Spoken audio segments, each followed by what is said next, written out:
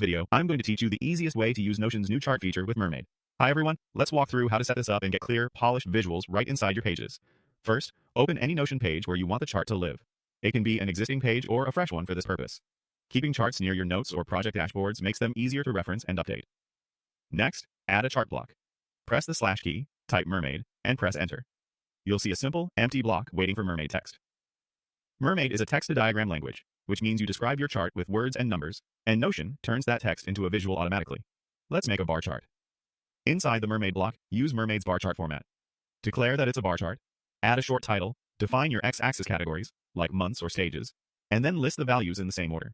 Keep labels brief and consistent so the bars read clearly at a glance.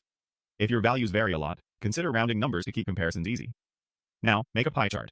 Replace what's in the block with Mermaid's pie format by adding a title line and then one slice per line as a label followed by a value. For example, dogs, 386. Add as many slices as you need. Pie charts work best when you're showing how parts contribute to a whole. Try keeping the number of slices manageable for readability. Next, create a flowchart. Start with a direction line like flowchart LR to lay it out left to right.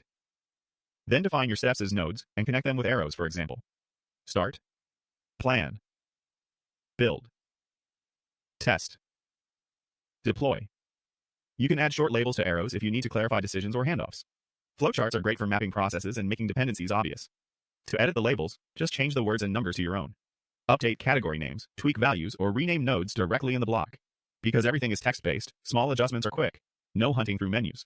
Aim for concise names and consistent capitalization so the chart stays clean. Notion auto-renders your chart. When you pause typing or click outside the block, Notion updates the visualization instantly. If something looks off, click back in, adjust the text, pause for a moment, and you'll see the fix right away. And that's how to use Notion's new chart feature with Mermaid. Try bar charts, pie charts, and flow charts easily. Subscribe for more tutorials.